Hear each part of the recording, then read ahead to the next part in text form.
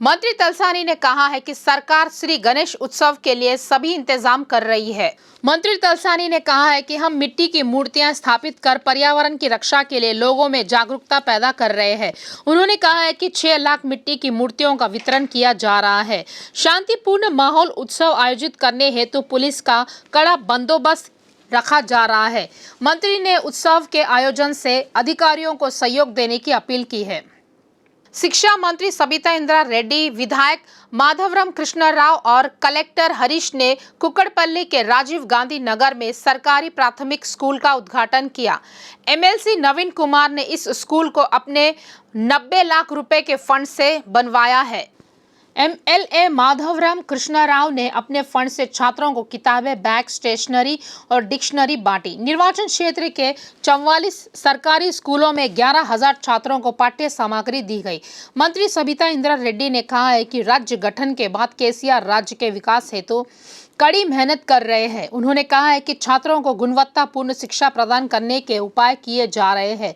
पिछले समाज कल्याण स्कूलों की तुलना में छात्रों को शिक्षा और हल्का चावल भोजन प्रदान किया जा रहा है। मेडजल जिले के कीसरा मंडल केंद्र स्थित पीएनआर फंक्शन हॉल में लाभार्थियों में नए पेंशन कार्ड बांटे गए। मंत्री मल्ला रेड्डी ने लाभार्थियों को कार्ड सौंपे। मंत्री मल्ला रेड्डी ने कीसरा मंडल के गांवों के लाभार्थियों को पेंशन कार्ड बांटे। उन्होंने कहा है कि जो भी इस योजना के लिए पात्र है वे सरकार की कल्याणकारी योजनाओं का लाभ उठा सकते हैं। इस कार्यक्रम में जिला परिषद के अध्यक्ष माली पेद्दी, शरद चंद्र रेड्डी, सांसद, जनप्रतिनिधि, अधिकारी और स्थानीय लोगों ने भाग लिया। गांधी भवन में कांग्रेस नेताओं की बैठक आयोजित की गई। इस बैठक में उपचुनाव में अपनाई जाने वाली पार्टी नीति को लेकर जूम समीक्षा की गई। टीपीसीसी अध्यक्ष रेवंत रेड्डी ने इस बैठक में कांग्रेस के पूर्व नेता गुलाम नबी आजाद पर निशाना साधा। रेवंत रेड्डी ने आलोचना की है कि आजाद बीजेपी के हाथों की कठपुतली बन गए हैं। उन्होंने कहा है कि सभी जानते हैं कि आजाद किसके साथ साजिश कर रहे हैं। उन्होंने कहा है कि 50 साल की सेवा के बाद उन्हें श्राप देना ठीक नहीं है। सिकंदराबाद ओल्ड बोयनपल्ली डिवीजन के कॉरपोरेटर मुद्दम नरसिम्हा यादव ने पर्यावरण की रक्षा के लिए मिट्टी के गणपति की पूजा करने का आह्वान किया। विनायक चतुर्थी के उपलक्ष्य में पुराने बोयनपल्ली डिवीजन के अंतर्गत लोगों को मिट्टी के गणपति निःशुल्क वितरित किए गए। कॉरपोरेटर मुद्दम नरसिम्हा यादव ने कहा है कि प्लास्टर ऑफ पेरिस की मूर्तियों के कारण जल प्रदूषण का स्तर बढ़ता है और इससे पर्यावरण को नुकसान होता है। उन्होंने सभी लोगों से मिट्टी के गणपति की पूजा करने और पर्यावरण संरक्षण हेतु सहयोग देने के लिए कहा। उन्होंने खुलासा किया है कि लगभग 500 मिट्टी की मूर्तियां पूरे बोयनपल्ली में वितरित की जा रही है। बोलो गणेश महाराज की। काचीगुड़ा वार्ड कार्यालय में श्री गणेश नवरात्रि उत्सव को लेकर अधिकारियों की बैठक आयोजित की गई। यह समीक्षा उत्सव सुचारू रूप से संचालित करने हेतु आयोजित की गई थी। अमरपेट सर्कल 16 के उप नगर आयुक्त वेणुगोपाल ने श्री गणेश नवरात्रि उत्सव को लेकर बैठक आयोजित की। अधिकारियों से शहर की व्यवस्थाओं पर चर्चा की। काचीगुड़ा नारायणगुड़ा निरीक्षक हबीबुल्ला श्रीनिवास रेड्डी, जीएचएमसी स्टाफ अधिकारी, भाग्यनगर गणेश उत्सव समिति और अन्य ने इस बैठक में भाग लिया। 6 फुट की प्लास्टर ऑफ पेरिस गणेश की मूर्ति पिछले साल 6,000 रुपए में उपलब्ध हुई थी। अब यह 16,000 रुपए से 20,000 रुपए तक उपलब्ध हो रही है। 7 और 8 फुट की मूर्तियों की कीमत 30,000 से लेकर 40,000 रुपए तक बताई जा रही है। उत्सव के आयोजक घबरा रहे हैं क्योंकि कीमतें शहर के सभी हिस्सों में समान है। शहर के उपनगरों से 10,000 रुपए में विशाल प्रतिमा खरीदने आए सभी लोग दाम देखकर मायूस होकर लौट रहे हैं। पीओपी गणेश की मूर्तियों की कीमतें ग्रेटर हैदराबाद के साथ उपनगरों में भी बढ़ी हुई है। पिछले 2 सालों से कई लोगों ने कोरोना महामारी के चलते मूर्तियां नहीं खरीदी थी, जबकि मैन्युफैक्चरिंग में भी कुछ कमी आई है। मौजूदा समय में पीओपी की मूर्तियों के दाम पहले के मुकाबले 2 गुना हो गए हैं। मिट्टी की मूर्तियों के दाम भी कम नहीं है। 4 फीट की मिट्टी की मूर्ति की कीमत 20,000 रुपये है, जबकि 6 फीट की मूर्ति की कीमत 20,000 रुपये से अधिक है।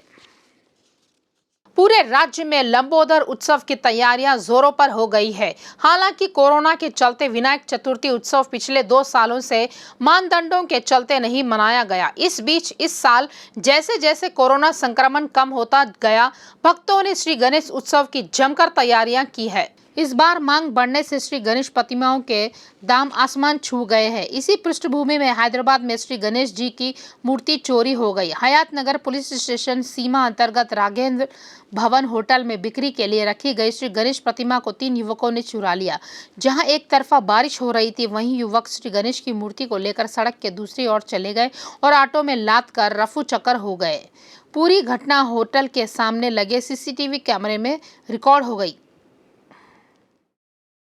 राज्य के स्वास्थ्य निदेशक श्रीनिवास राव ने इब्राहिमपट्टनम सरकारी अस्पताल में परिवार नियोजन ऑपरेशन फेल होने की घटना पर सफाई दी। उन्होंने कहा है कि अनुभवी विशेषज्ञ डॉक्टरों द्वारा ही 34 महिलाओं का परिवार नियोजन ऑपरेशन किया गया। दुर्भाग्य से यह बहुत दुखद है कि 4 महिलाओं की मौत हो गई। तेलंगाना राज्य बनने के बाद ऐसी घटनाएं इससे पहले कभी नहीं हुई। उन्होंने कहा है कि राज्य सरकार ने इस घटना को बहुत गंभीरता से लिया है और जांच के आदेश दिए हैं। उन्होंने कहा है कि चारों महिलाओं की मौत के पीछे वास्तविक कारणों का पता लगाने के लिए सभी पहलुओं पर तेजी से गौर करने को कहा गया है। उन्होंने कहा है कि 1 सप्ताह के भीतर जाँच रिपोर्ट राज्य सरकार को सौंप दी जाएगी। खासकर मृतक की पोस्टमार्टम रिपोर्ट भी जाँच में काफी अहम है। वर्तमान में 30 महिलाओं की स्वास्थ्य स्थिति में सुधार हुआ है। किसी की जान को कोई खतरा नहीं है। रंगारेड्डी जिले के गंडीपेट मंडल के मणिकोंडा नगर पालिका क्षेत्र स्थित एटीएम सेंटर में आग लग गई। पुप्पलागुड़ा मेन रोड स्थित एक्सिस बैंक के एटीएम सेंटर में भीषण आग लग गई।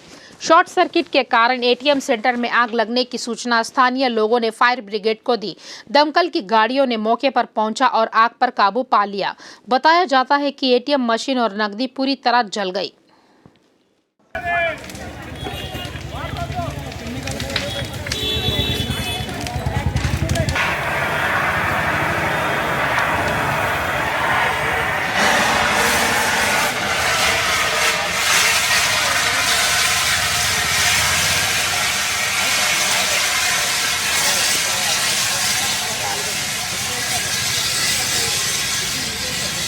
एक माँ जो अपने बेटे को दूध पिलाकर बड़ा किया, यही माँ उसके लिए अभिशाप बन गई। जिस माँ को जद्दोजहद से बेटे पालन पोषण करना पड़ा, वह इस बात से परेशान थी कि उसका बेटा विवाहेतर संबंध में अड़ंगा बन रहा था। कसाई की माँ ने यह सोचकर कि अगर उससे अपने बेटे के साथ कुछ ऐसा किया कि आखिरकार उसे जेल जाना ही पड़ा, उसने अपने प्रेमी के साथ मिलकर अपने ही 3 साल के बेटे की हत्या कर दी। विवाहेतर संबंध में बाधा डालने की स्थिति को देखते हुए 3 साल के बच्चे को उसकी मां ने उसके प्रेमी के साथ मिलकर मार डाला।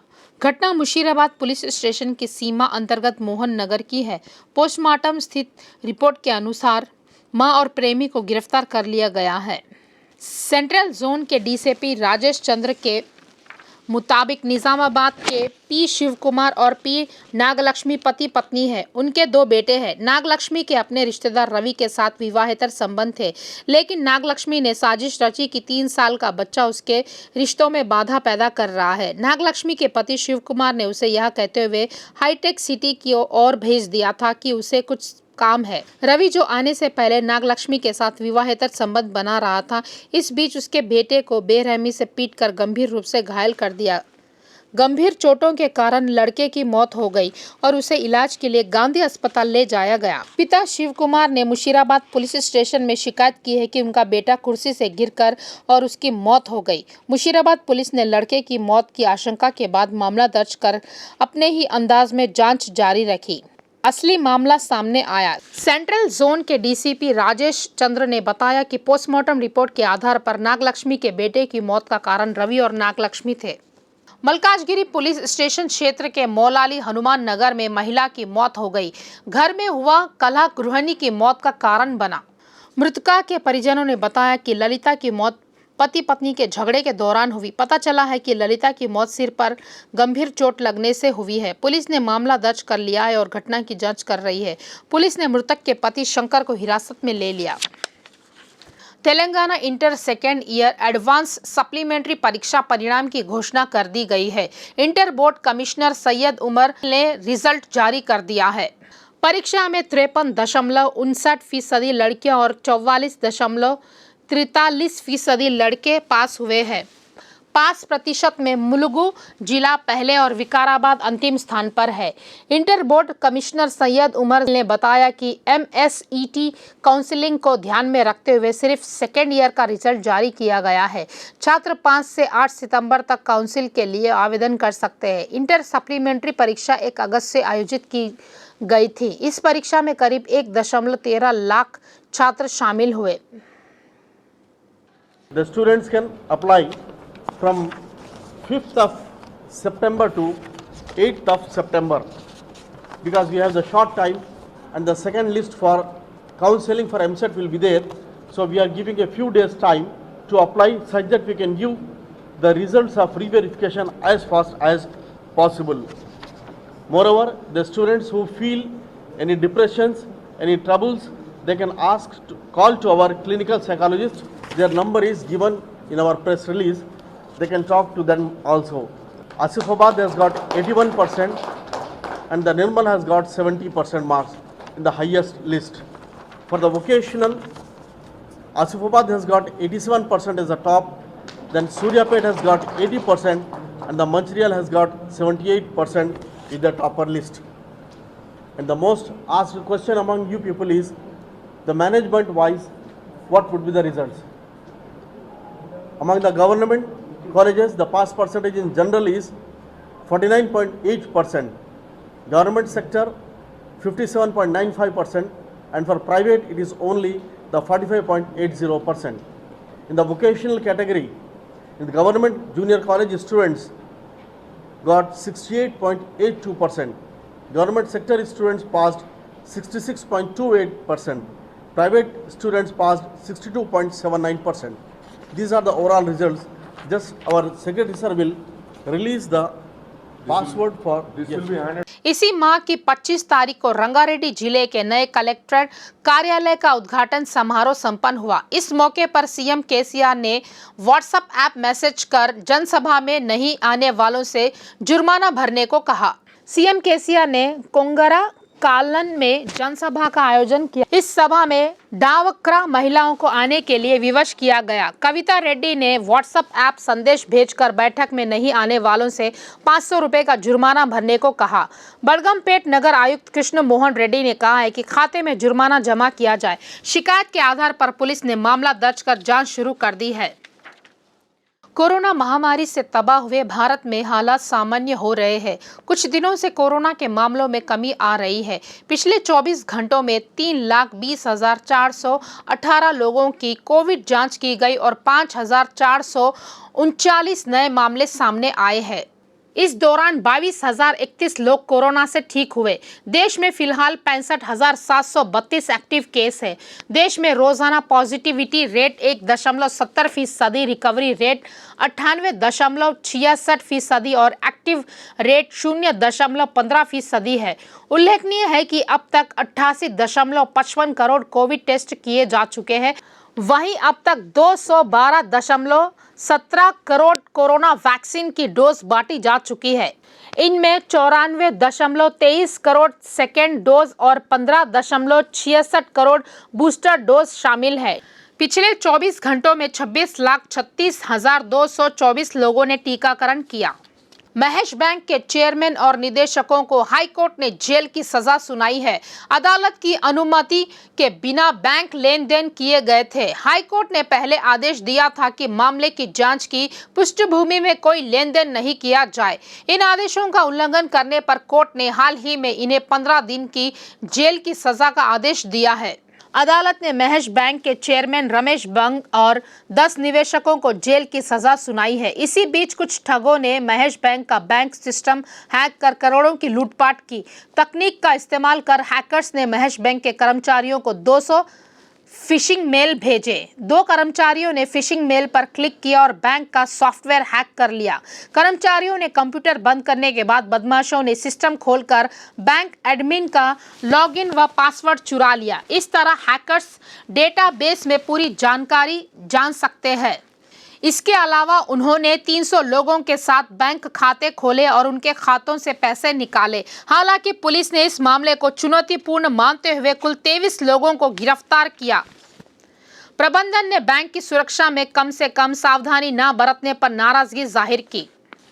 क्या आने वाले दिनों में देश में किसानों की सरकार आएगी? क्या वर्ष 2024 में बीजेपी को सत्ता में बेदखल करने की कोशिशें कामयाब होगी? क्या पूरे देश में सत्ता में बदलाव लाने हेतु बढ़ना जरूरी है? क्या पेद्दापल्ली की सभा में की गई टिप्पणियां सच साबित होंगी? देश को क्या अति उत्साह दिखाने वालों के चंगुल से बचाने का समय आ गया है?